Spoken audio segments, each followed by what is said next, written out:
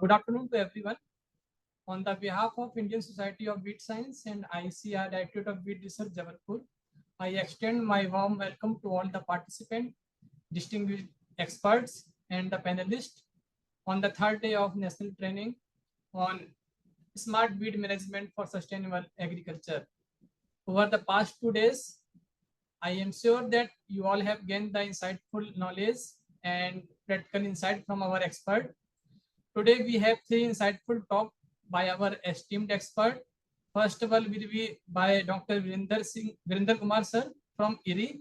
He will be giving the talk on smart weed management in direct seeded rice, followed by Dr. MS Bullar sir from PAU. He will be delivering on the talk smart weed management in conservation agriculture based cropping system.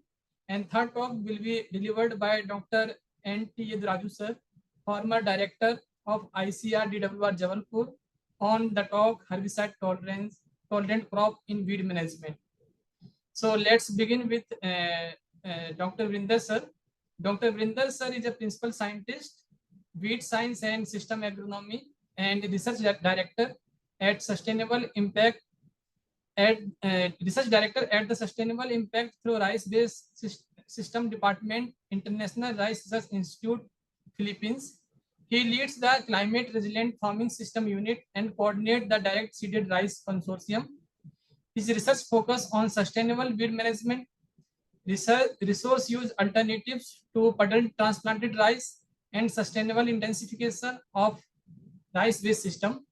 Previously, he worked with CIMIT and hold a PhD degree in weed science from Cornell University.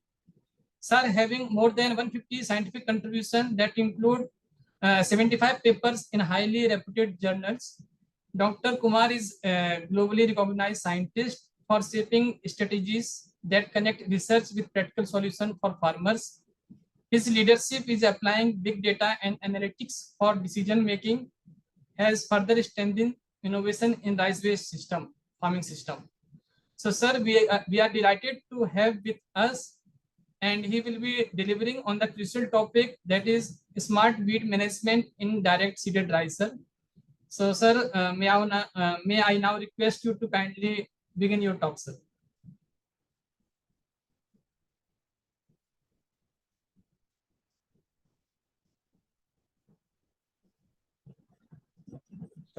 Mute, sir.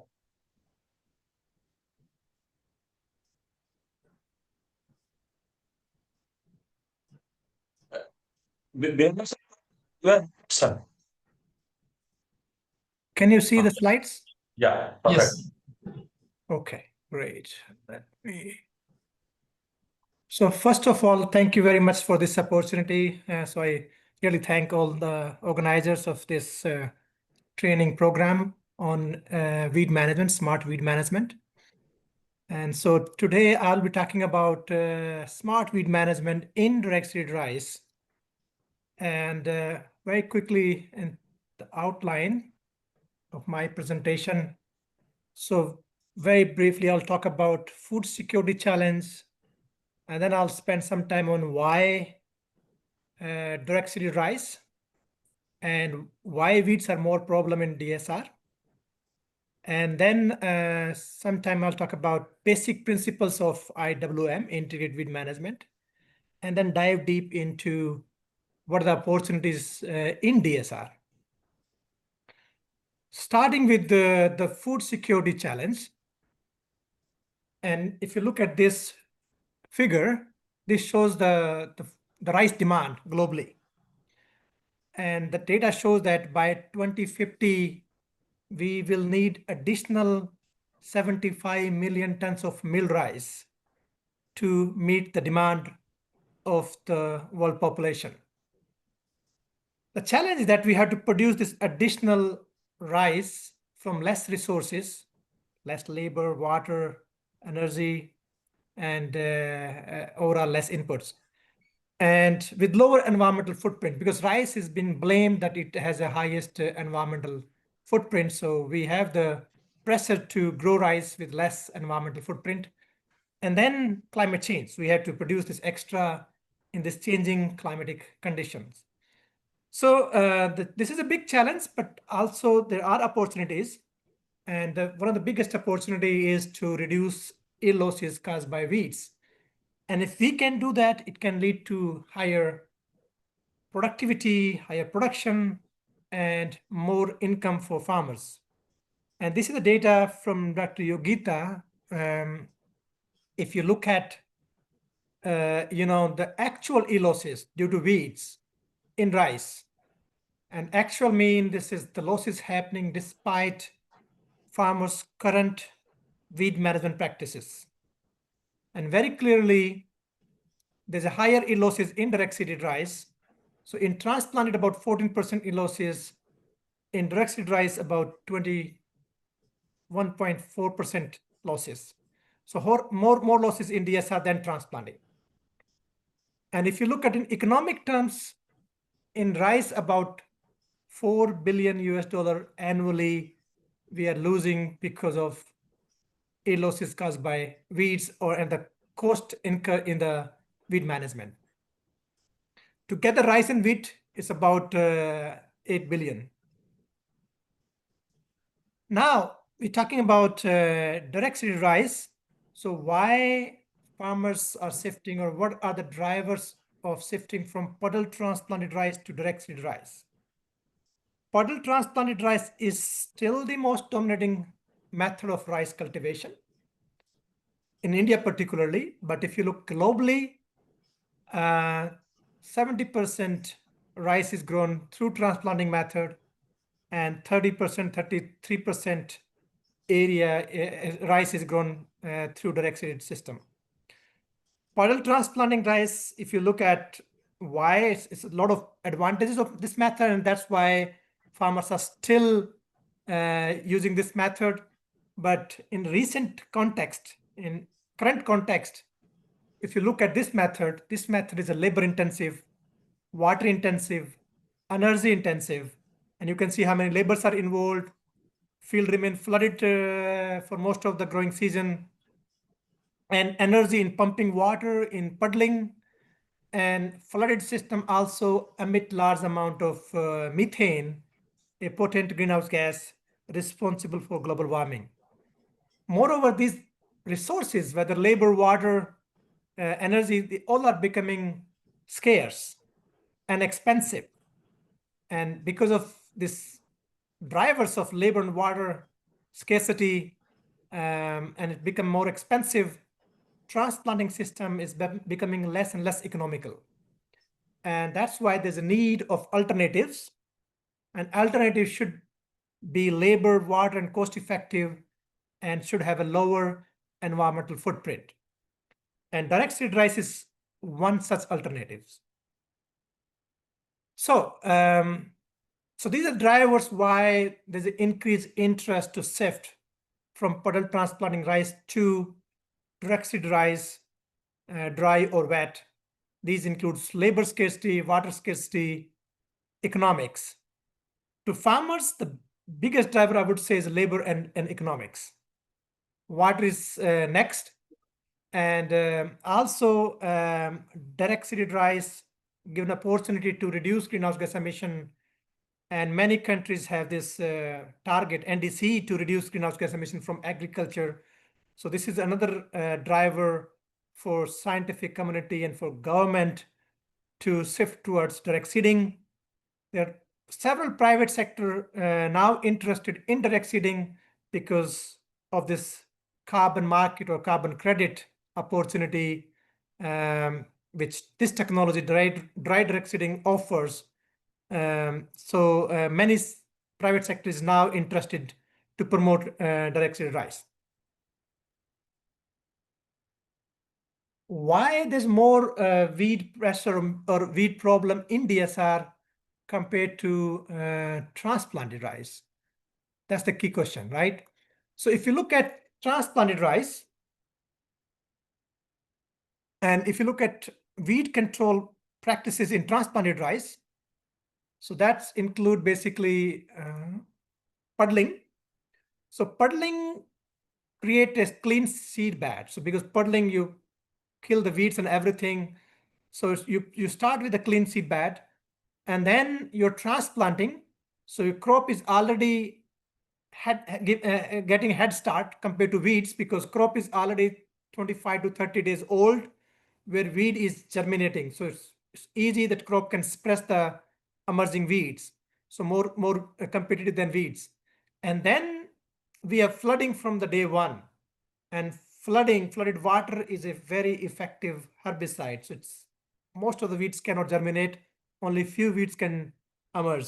So and then farmers use pre-emergence herbicide or spot hand weeding. So in that way, it is really a integrated weed control happening naturally in transplant rice. When you shift to direct seeded rice, then you lose all these three practices which are key for integrated weed management. So in dry direct seeded rice, there's no puddling, so you lose that. There's no transplanting, so there's advantage of age, head start is gone. And in DSR, dry DSR, you cannot flood immediately, so early flooding option is gone. So and that's why there's more weed pressure. So weed is emerging when rice is emerging, and then weed can take over rice easily. In wet DSR, puddling is still there, but you lose two options of transplant advantage and early flooding advantage. In puddled system also, you have to keep it, no flooding first 10 days, and then you can flood because puddled field. But in 10 days, weeds is already emerging. So comparatively less problem than dry DSR, but weed is still a problem in wet DSR. Because of these reasons, in DSR, there's more weeds. And to control weeds, farmers rely on more and more herbicide. If you rely more on herbicide, there's a risk of resistance.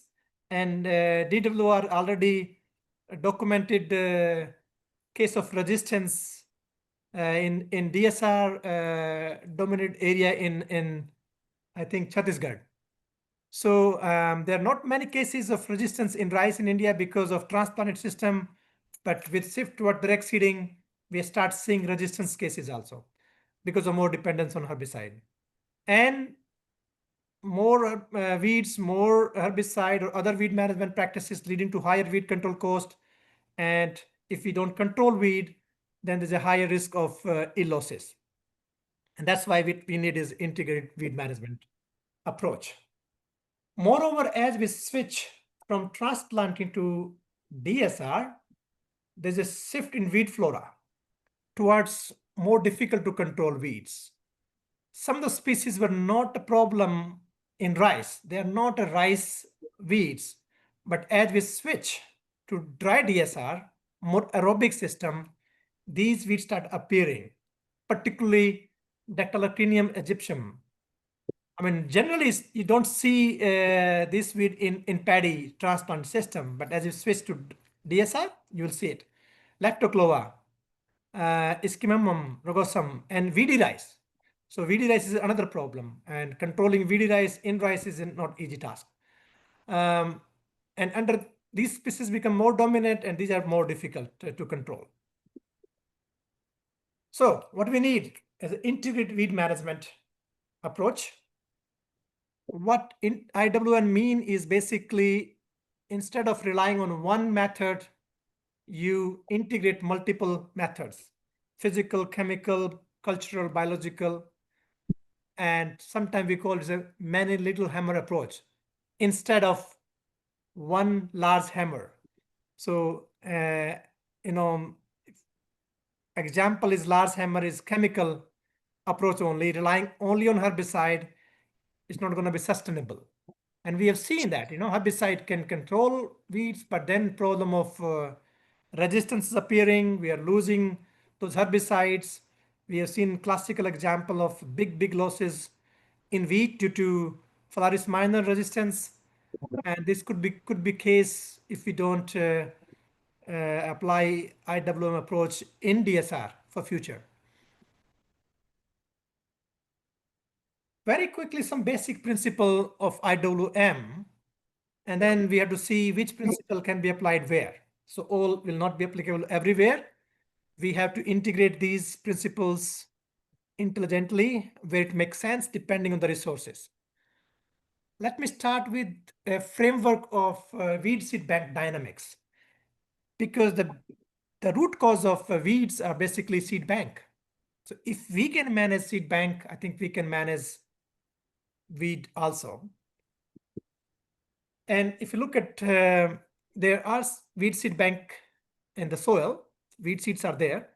So then these seeds basically germinate, they emerge, they establish, and then they produce seed, and then seed again fall back to the soil and add back to the seed bank.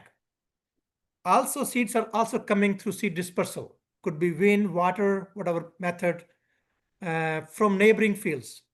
So it's not only from the same field, it can be from other field also. There are two processes happening. If you look at it, there's a deposit of weed seeds, and deposit is happening through seed production, which feed into the seed bank, and also through seed dispersal coming from other fields. So that's a deposit. Second process is happening in this seed bank process is withdrawal, seed withdrawal. So withdrawal is happening through these processes. One is seed germination. So if once the seed germinate, it's basically you depleting it. If you kill that weed, it's real depletion. If you don't kill it, then will add to deposit, right? But in a process, it's basically if a seed is germinated, mean that particular seed is withdrawn. And also seed mortality. If the seed remains in the soil below some depth and don't germinate, there's a longevity of seeds after a few years through fungal or through life itself, life is less, they will die through mortality, decay, or whatever method. So two processes happening. One is deposit, another is withdrawal. So as part of management, what we need, it's a similar process like our bank, where we deposit our money. We deposit, we withdraw, right? So what we want in our bank is basically more deposit and less withdraw, so we have more money in the bank. But in seed bank, weed seed bank, for the weed management, we want reverse. We want more withdrawal and less deposits. So that's the management goal. How we do that? That we minimize deposits and maximize withdrawal. If we can do that, we can deplete the weed seed bank. Yeah. And if we can deplete the weed seed bank, we can minimize weed problem. That's the one principle, and we'll discuss more in detail. Second, I think is very, very important to understand this ecological principle of weed management. And this particular figure shows hyperbolic yield loss. So on y-axis is yield loss, and on x-axis is basically weed density. And weed density is shown in two ways. One is, from the how many seedlings, weed seedlings will emerge, and second is weed seed bank. So seed bank also reflect seedlings. So if you see this hyperbolic response, more weed pressure, more weed density, higher yield losses. But it's not linear. It's plateau at some time. One approach is what we call curative control.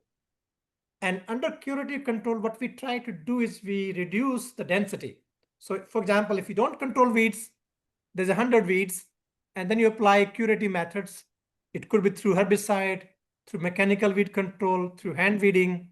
You reduce from 100 weeds to, let's say, 5 or 10 weeds. So in that way, you reduce the yield losses from X, let's say 50% to 5%. So this is one approach. Second approach is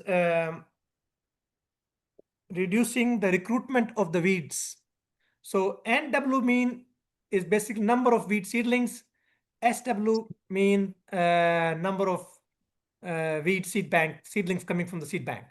So how we approach, or what practices we use, that it create a conditions not suitable for weed seeds to germinate. And that's how we can minimize the recruitment of the weed seedlings. And these are the approaches, through straw mulch, so it creates physical hindrance, or sometimes allopathy, or it provide less safe sites for weeds to germinate. So these are the approaches, right, for reducing recruitment of the weed seedlings. Third one is alteration of the crop weed competition. So agronomic practices by which we change this crop weed competition in favor of the crop. So crop get advantage than weeds. Many cases weeds get advantage, but we want to make some changes so which give more favor to crop than weeds. For example, using competitive varieties, so which can suppress the weeds. So using competitive varieties, using seed priming approach, so that there's early vigor, early emergence. So if any plant gonna grow, emerge faster or earlier, they have advantage of suppressing because they will be bigger than the emerging weeds. So seed priming can help in that.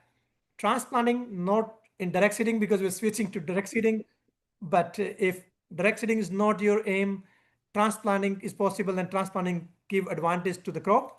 Then instead of applying, how we manage fertilizer, that fertilizer goes more to the crop than to the weeds. So delaying first application, not applying basal. So because if you apply basal, I mean, the weeds will get it. So giving advantage to the crop, or placement of fertilizer, that could be another approach. Other approaches could be crop geometry, closer spacing, or high seed rate, so giving more advantage to the crop to suppress the weed. And even sometime if line sowing, you can have a intercropping, like growing some cover crops and then kill them later on when they start competing. So you basically not providing a safe space for weeds to grow. So covering the ground through this cover crop, through intercropping, and then killing them before they start competing with the crop. Last but not least is depleting the seed bank. And that's what we discussed in my first slide, is by reducing deposit and increasing withdrawal is the way. And this can be done through stale seed bed, through predation, through crop rotation. So different ways of minimizing seed bank. All right, so with that background, I think we can dive deep into what are the opportunities for IWM in DSR. And the first is managing fallows to reduce, in-crop weed pressure, So there are two kinds of fallows. So if you see one rice crop, then before again coming back to the same season, there's a rotational crop. That rotational crop could be rice, could be wheat, could be corn, pulses, any crop, rotational crop. And then your next cycle will start. So there are two kinds of fallows.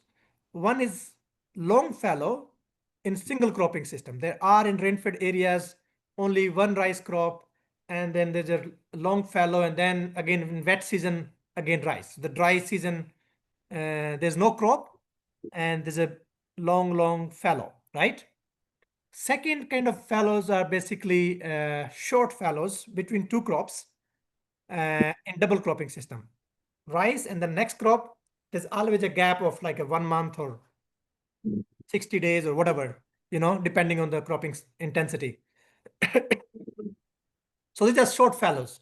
So how we manage these fallows effectively to deplete the weed seed bank? So we can use these fallows to deplete seed bank. And this can be done through promoting fatal weed seed germination. This is stale seed bed. So you allow weeds to germinate, create the conditions, and then kill the weeds before they produce seed. In that way, you can minimize the seed bank. Second, as we discussed, is preventing weed seed production. That is major issue in single cropping, because if you don't manage fallow, weeds will germinate, will produce seed, and add to the seed bank. So how we manage fallow in a way that there is no seed production? So I'll start with the first one, is a stale seed bed. This is basically approach where you start with applying irrigation and tillage, and this practice will stimulate weeds to germinate. And if you see this picture, there are shown green symbols are basically a crop seed, and the red triangles are basically weed seeds. And to the profile of 10 centimeter, most of the weeds germinate from the top layer, generally 2 centimeter, but maximum 5 centimeter. Up to 5 centimeter, I think 95% weeds germinate. Below 5 centimeter, only few weeds bigger seed size may germinate, but majority of the weeds germinate from top 2 centimeter or maximum to 5 centimeter. So the idea is that, with tillage and irrigation will stimulate weeds to germinate. And you can see that with time, the red triangle will start germinating. Some will start emerging. And then we can kill these weeds before you plant your crop.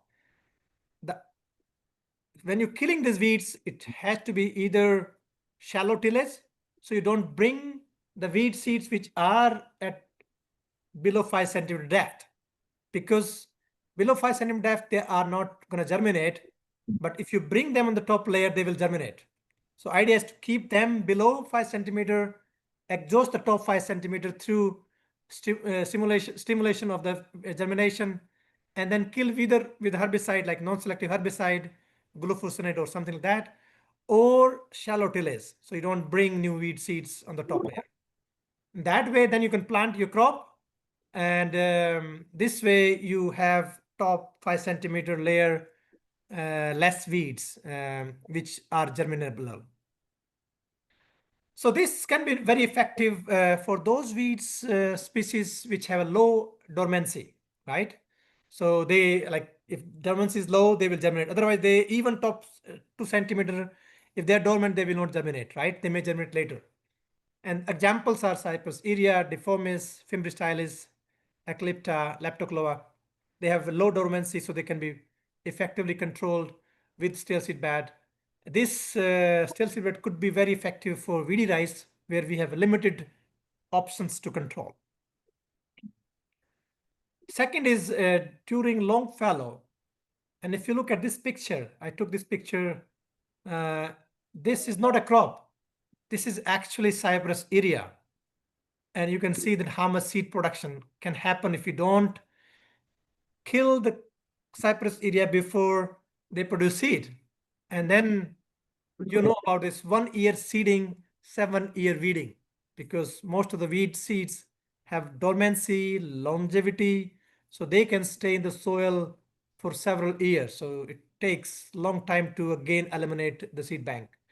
So kill weed before seed setting.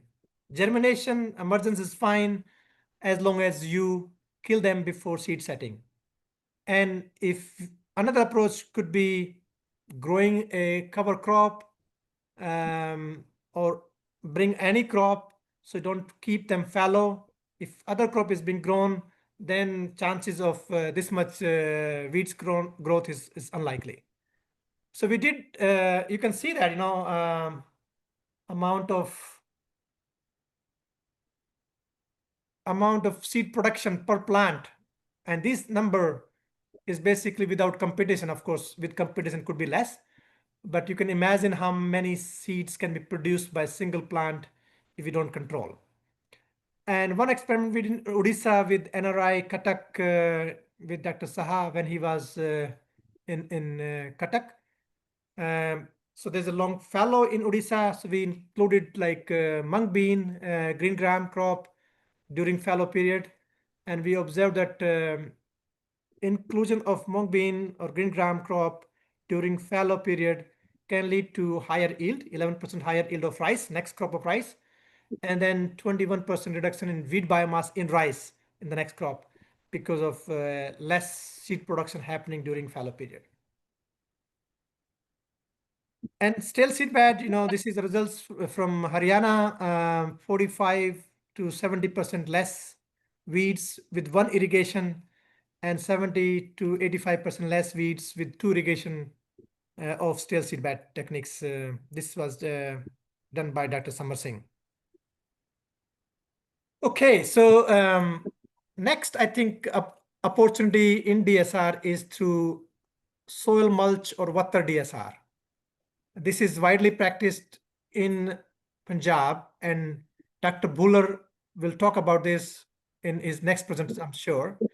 But giving the context, in DSR, generally, what we do is basically we seed crop in dry conditions, and then we apply irrigation. And this irrigation we apply mainly for good crop establishment. Yes, this irrigation will lead to good crop establishment, but this irrigation also create the best condition for weed to emerge also. So as rice is emerging, a lot of weeds will emerge unless you have a very effective pre-emergence application. And many cases farmers missed pre-emergence. If pre-emergence is missed, then it is very, very challenging to control weeds. So what is the best approach is soil mulch. So what is this practice is basically, instead of applying irrigation after seeding, you apply irrigation before sowing. So pre-sowing irrigation, heavy irrigation, and that pre-sowing irrigation act like a kind of a stale seed bed, kind of not a full stale seed bed, but partly stale seed bed approach. So that irrigation will initiate weeds to germinate. Probably they will, some weeds may emerge, some may not emerge. But then when the field is under like field capacity, when you can enter in the field, you can prepare your field, tractor can enter. That time you do the tillage, shallow tillage. The tillage will kill the emerging weeds or germinating weeds, but the tillage will also break the soil capillaries. And that soil capillaries is basically allows moisture loss, because moisture, there's a continuum from deeper soil layer to the atmosphere, the water loss happening through soil capillaries. So if you break the soil capillary, this continuum is disturbed. Only top 2 centimeter will dry quickly, but below 2 centimeter moisture is conserved. And so because 2 centimeters is dried, so where the most of the weed seeds are sitting, then very less weed can germinate. Only weeds which can emerge from deeper layer can emerge. So in this way, the study has been done that you can delay your first irrigation because moisture is conserved up to 3 weeks. And this leads to basically moisture conservation, so you can save water, irrigation, as well as you can reduce weed pressure. And this is the kind of condition. If you don't apply pre-emergence, this is first figure is water DSR, and second figure is basically you do dry seeding followed by irrigation immediately, and you can see the difference in the weed pressure. So huge weed pressure if you don't apply pre-emergence under conventional program versus much lower weeds in soil mulch or water DSR. And so again, very simple, you apply irrigation, then when you can enter in the field, do shallow tillage. Tillage will break the capillaries, and then in that moisture, you seed your crop. That moisture is good enough for crop to emerge. And then because continuum is broken, so you can conserve the moisture, and you can delay your first irrigation up to 2 to 3 weeks. And you apply pre-emergence also where possible. Then you can get effective weed control. You can save irrigation also. And this is the data from PAU and also from Visva University. With PAU under irrigated condition, at Visva University under rain-fed condition. And you can see that, when we did how many weeks we can delay our first irrigation under soil mulch or water DSR, 2 weeks, 3 weeks. So if you delay 2 weeks and 3 weeks, there's no yield penalty compared to when you irrigate immediately. But second figure, if you look at the impact on the weed, 60 to 70% less weed density in biomass. And then with delay in 3 weeks, you can additional save about 12% of irrigation compared to when you apply irrigation immediately after seeding. In rain-fed condition, we observed even higher yield. So in irrigated condition, there's similar yield, but in rain-fed condition, we observed even higher yield because of better establishment, less soil moisture stress, because if first 3 weeks it doesn't require irrigation, and 40 to 60% less early weed infestation. So weed will emerge only when you apply first irrigation, or if there's a rainfall before applying irrigation. Otherwise, they're going to be less weeds. Third approach, I think, is opportunity is to use healthier rice canopies. So you by using weed competitive varieties. So if you have more competitive varieties, then through better canopy, they will suppress the weeds. So we have done an experiment comparing different varieties, including hybrids. One observation is that under direct seeded condition, hybrids in general under good irrigated conditions uh, giving higher yield, and also they suppress the weeds better because of early vigor and better canopy cover much faster. And this is the experiment we did basically when your competition with weeds from 5 days to maturity, from 15 days to maturity, 30 days to maturity, to simulate different flushes of weeds, early flush, first flush, second flush, and third flush. And to simulate this, we used purple rice, growing purple rice with the rice, so we can maintain the density, same density, and we can plant these at different timing to simulate the weed emergence. And we observed that under hybrid in general, 35 to 50% lower biomass in hybrid compared to under inbred. Another experiment we did with the Directorate of Weed Research, and you can see the results, basically comparing different varieties. And Purna is one of the very potential weed competitive variety, and you can see the Purna was able to maintain high yield under different weed pressure, low weed pressure, high weed pressure, and medium weed pressure. So under high, medium, and low, it maintained very high yield. So which shows that this could be a potential donor for breeders, for breeding weed competitive varieties. Because this is old variety, I mean, maybe the other varieties are there, better high yielding. So, but this could be a potential donor for breeding. In addition to Purna, IR64 DRT1 is another one which maintain yield under medium and high weed pressure. There's yield penalty at high weed pressure, but under medium and low weed pressure it maintain. Another one is Abhishek. So these kind of studies helps in, okay, there's something in these varieties for breeders to breed for more weed competitiveness. We also did another experiment at Philippines to understand what are the key traits for weed suppression, which can be useful for breeders when they breed for weed competitiveness. And they are different, sometimes early vigor, canopy cover, better tillering, so many traits are there. And it's challenging for breeders to select for which, because there's always trade-off for each traits. So we come up with this path analysis, and this path analysis tells, okay, which are the key one, single index. And if you put together all these traits, and if we ask breeders to screen one trait, this is basically early biomass. So any variety which can have a higher early biomass mean they are capturing resources more efficiently, whether there's a moisture or nutrients.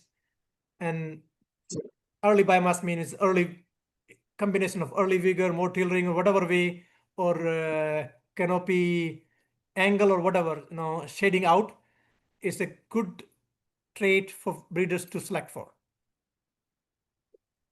Number 4 opportunity is using soil mulch. Again, we have to see where it is possible, where it's not possible, but I'm just giving all the options. Soil mulch was another one, but this is a straw mulch.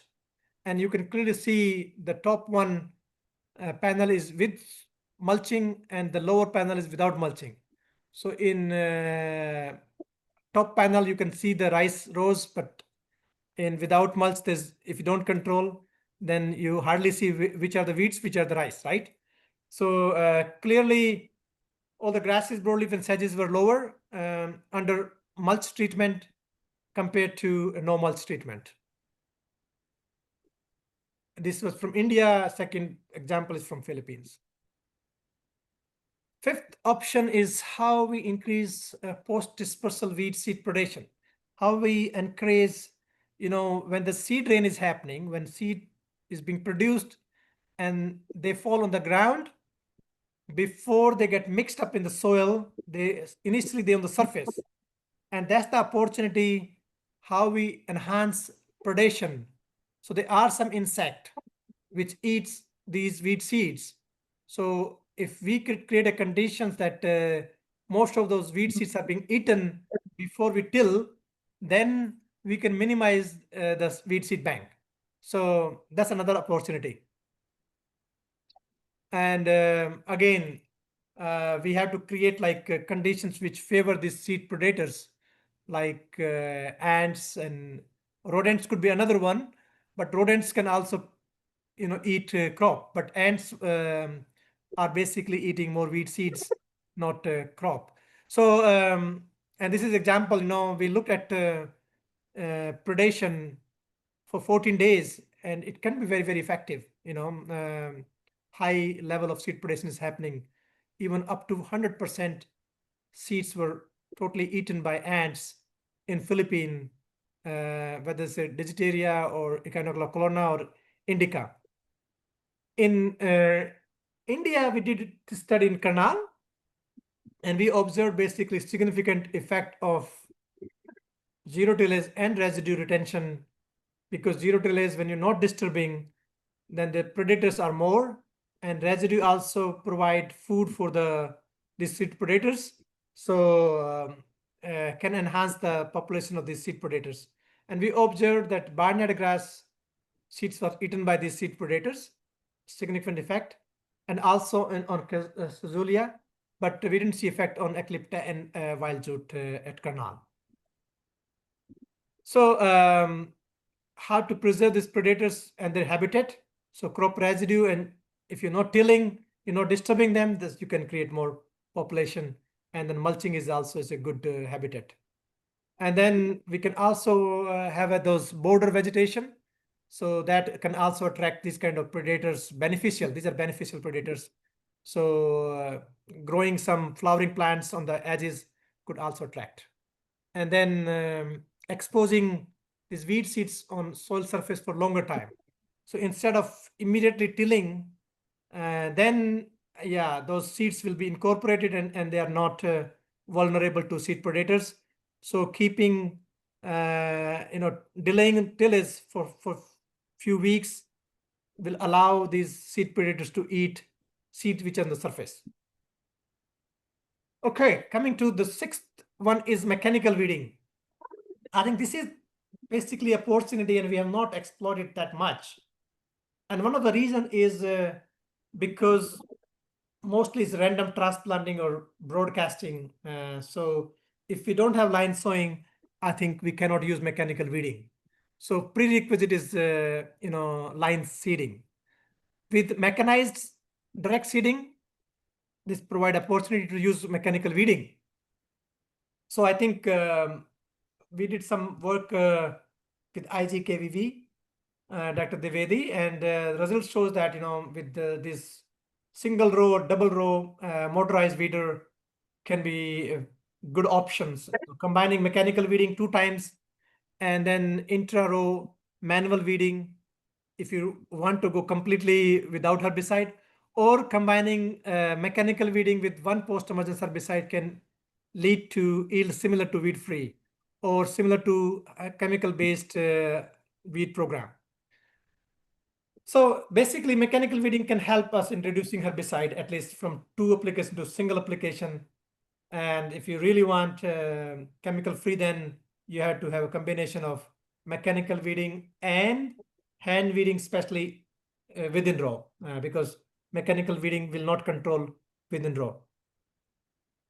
Options are there now, even machine tractor-mounted weeders with the narrow tire tractors, right?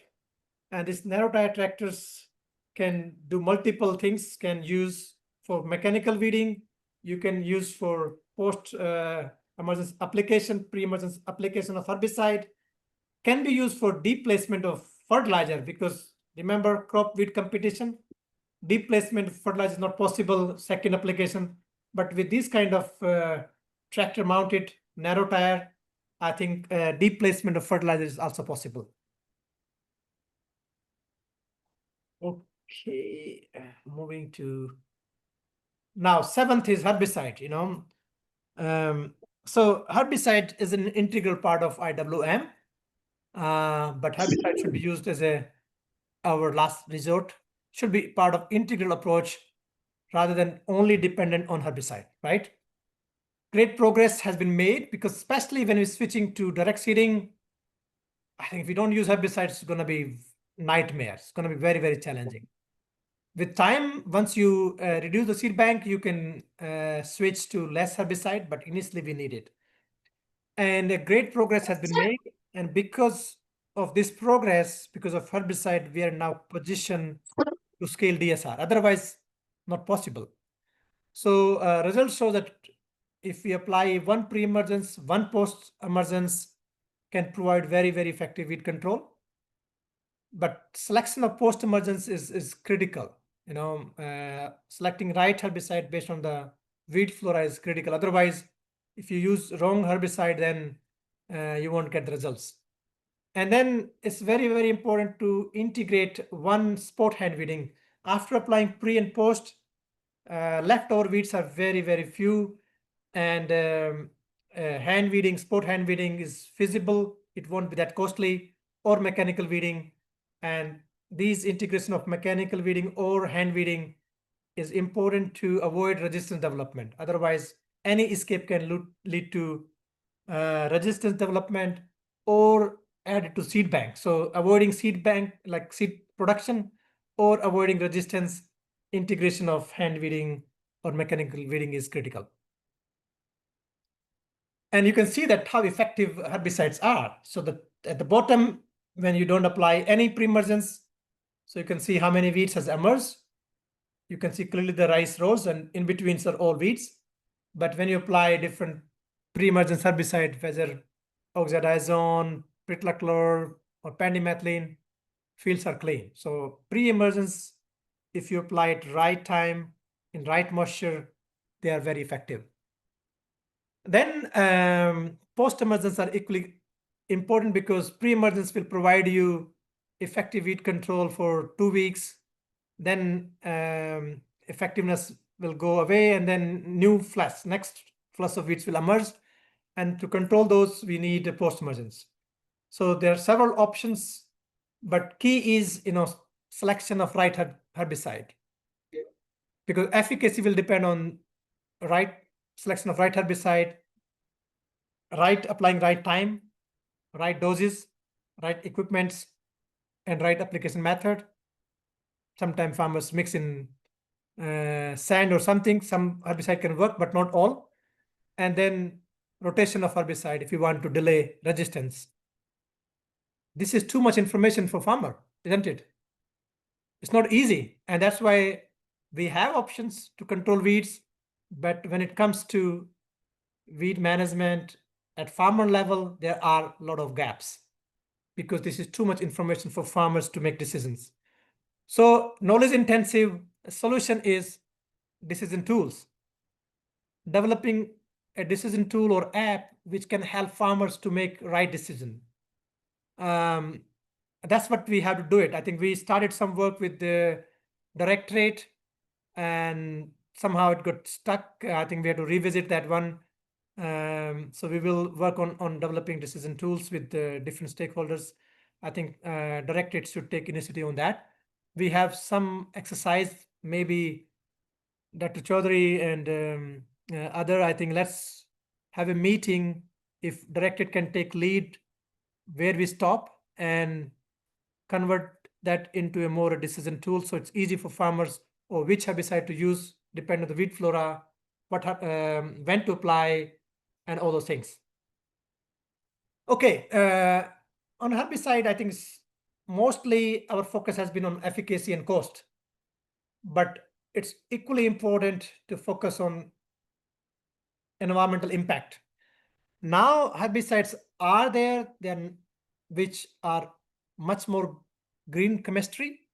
So instead of using old herbicides, if we use newer herbicide with better environment profile, I think we can reduce environmental impact of the herbicides. And for the example, I just give an example here. You can see that few herbicides of rice herbicides, out of few pre-emergence herbicide, you can see pendimethalin has the highest, and which is the most dominating herbicide used in DSR.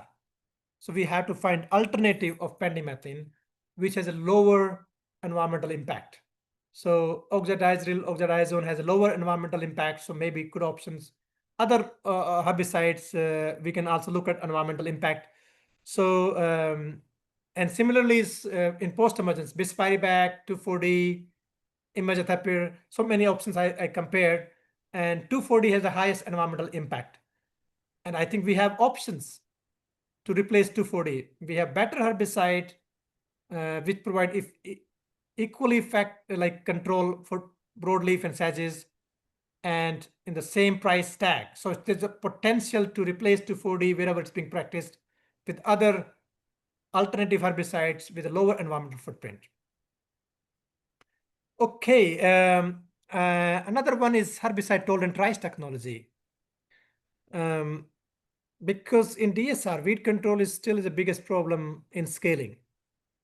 And in many areas, weedy rice is a problem, right? So herbicide tolerant rice technology could be a good technology to overcome the weed challenges, to provide weedy rice control. And now this technology has been developed by IRI, and now many other centers are also introgressing this trait into several varieties in different states. Private sector like Savannah Seed also have the hybrids, and BSF is also interested in this technology. We also worked on the developing herbicide program, and what we found is that, okay, two application of imidazopyr can provide really effective weed control equal to weed-free check. But it's not a silver bullet, because imidazopyr is an ALS herbicide, and all ALS herbicides are more prone to resistance development. Also, there's a risk of gene flow wherever weedy rice is present. And then when the gene flow happens, the weedy rice will become resistant, so you cannot apply this technology. So stewardship is important. Robust stewardship is critical for long-term sustainability of this technology. And last year in December, Directorate of Weed Research, IRI, and ERI organized workshop to develop these stewardship guidelines. So we did a workshop, and then now this guidelines has been released. Moreover, we cannot rely only on imidazopyr 2 times. We had to have a more IWM approach, integrating other mode of action herbicide, or integrating other pre-emergence herbicide, so the technology is more sustainable. Application technology, drone technology could be another option to address several challenges in weed control or health issues. If you look at in India, farmers use single nozzle. They use mostly cone type nozzle, which is not recommended for herbicide. Cut is still okay, but many cases they use cone type, because by default, when you buy pump, with that pump, cone type nozzle is coming, which is mainly for pesticide like insecticide and fungicide. And then farmers use swing method, so coverage is poor, there's escape, and then safety. Farmers don't use any safety when they're applying. So herbicide use has increased, but knowledge on its proper use and safety precautions are limited in global South, including India. And I think challenge because when the spraying is 40 degrees Celsius, 45 degrees Celsius, they don't want to use any safety suit or something. It's challenging. So what is option with us is drone technology, because it's an unmanned technology. Humans are not involved in spraying. So this is really good technology which can address efficacy and human safety, and also give option for site-specific weed management. Instead of applying herbicide everywhere, we can go to applying herbicide where weeds are present. So we started working on this, and key question we start asking is, okay, how effective drone-based application is compared to conventional manual spraying? Because drone spraying is ultra low volume. We're talking about 30 to 50 liters of water, versus currently we are applying 500 liters of water per hectare. So when you use ultra low volume, how effective that is? That's a fun question. Is it as good as conventional spraying with the high volume? Second is developing SOP. What is optimal water volume for drone application? At what height, what speed we should spray? What should be the droplet size? And then what's the impact of wind speed and drift? What is the best time? Can surfactant can improve efficacy under ultra low volume spraying? So key findings, I think optimum water volume we found is anywhere from 30 to 50 liters is okay. If you can afford 50 liters, good. Otherwise, below 30 liters, there's a risk of poor efficacy. Spraying height should be 1.5 meter. Droplet from the target, right? Always for herbicide application, height is always from the target, the weed height. For pre-emergence, 1.5 meter from ground. For post-emergence, whatever the weed size, go 1.5 meter from that height.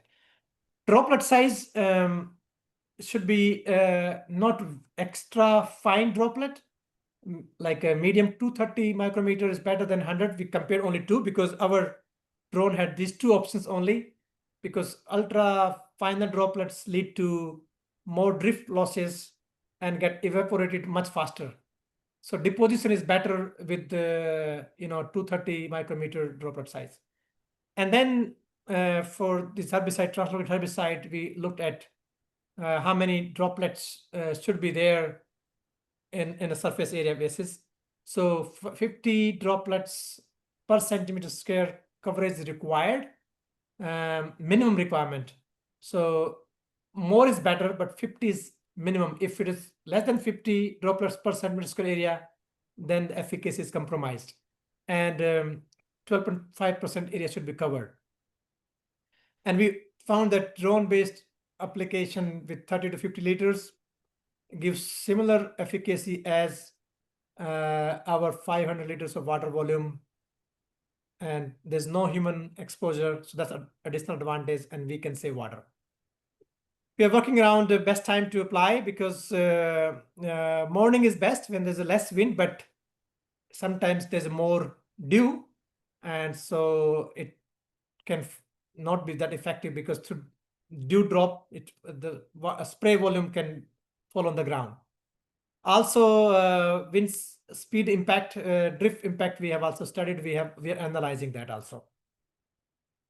There's opportunity with the drone technology, not using as a blanket covering entire area, but can be used more site specific. And if you look at this the plots, you can see that weed infestation is not uniform. There are patches, so it's always in patches. So the more yellow color, you can see there's more big patch of weeds, right? So this gives us an opportunity to be like a more site-specific application, especially post-emergence. After pre-emergence, post-emergence, the weeds will not be everywhere, always in patches, and that's the opportunity to target only those areas where weeds are. Now, with different approaches, we are even looking at identification of the weeds, and then targeting based on the weed flora, selection of herbicide. That's a futuristic plan. We can even have different booms with different herbicides, and depending on the type of weeds, we can select which herbicide to be applied. So and targeting only where the weeds are. Last slide from my side is another approach is preventing seed production from escaped weeds. There's always, whatever we do it, there's going to be some escape, right? That escape could be due to application. That escape could be due to efficacy of the herbicide. Some weeds may survive.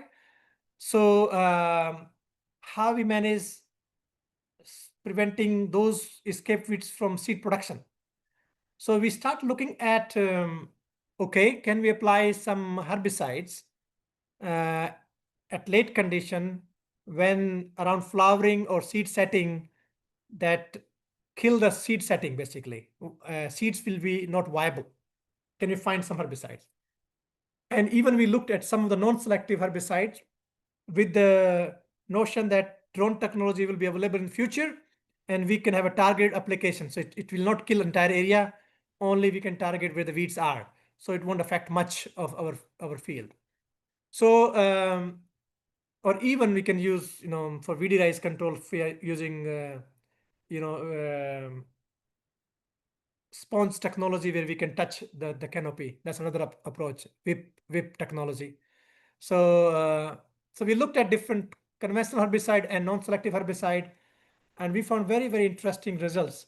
So if you look at weedy rice, we found that glyphosate can prevent seed production when you apply it flowering, even at 1x rate. Very effective. Even fluroxyphane plus Cyalfof can also reduce, the viability of the seeds. Another is we looked at Echinoclea colonna. Even bispiribacter, when you apply around flowering, the 99% or even 100% seeds become non-viable. So this could be another good strategy, applying even for the escaped weeds if there's a Echinoclea population escaped from the application. So instead of if labor is not available, it's costly, then even we can have a target application to prevent seed production. So this is my conclusion. Reducing yield gap caused by weeds offer a great opportunity to address the food security challenge and improving farmers' income. And weeds are the biggest constraint in large-scale adoption of DSR. I think smart weed control program will facilitate wide-scale adoption of DSR. And through DSR, will promote climate resilience and cost-effective alternative to transplanting. Thank you very much. Thank you so much, sir, for your outstanding and delightful lecture, sir. And sir, we will take few questions. So Sivalika Thakur raised her hand. So Sivalika, can you ask question?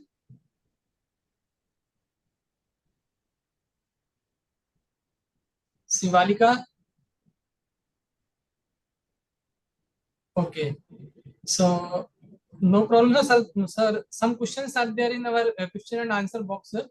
Like how to differentiate weedy rice from normal rice cultivar during vegetative and panicle formation or ripening stage, or can we separate after harvesting? Okay, just let me look at it. How to differentiate weedy rice from normal rice cultivar during vegetative and panicle. That's so that's the biggest challenge. That's why controlling weedy rice even through hand weeding is challenging. There are some traits, but weedy rice biodiversity is so large, you will find some biotypes which also is very similar to rice. So like generally most of the weedy rice have a purple patch at the base. Is possible, but not all the biotypes. There are biotypes which are green also. So it's very difficult to differentiate early stage, but at later stages, yes, because panicles, they mostly have on discolored. So that, but even by crossing with rice, even on less weedy rice is also available. So it's much easier at later stage, but more difficult at vegetative stage. The best approach is if we do line sowing, then at least whatever growing between row, you can remove them, you know. So that's one approach of differentiating, you know, planting rice in rows, and then between two rows, at least easy, whatever is growing, assume rice or VD rice, remove them. Yeah. Okay. Many questions are there, sir, but due to limited time, sir, we will take only last question now, sir. Sir, first question is there, sir, is there any yield difference between DSR and puddle transplanted rice? I mean, in which practice high yield can we get with the comparison to cost of cultivation? Yeah, so yes, yield of DSR can be similar to transplanting, and generally it's similar unless your establishment is poor or your weed control is poor. If you have good crop establishment, good weed control, then yields levels are similar. And of course, the cost of cultivation is much lower in DSR because you don't need to grow nursery, you don't need to transplant, so labor saving, less water. So from that angle, you have much lower cost of cultivation and more net income. Yeah. Okay. So, sir, many questions are there. For participant, we will answer them one by one through that question and answer box, sir. So, sir, thank you once again on the behalf of organizing committee, sir. I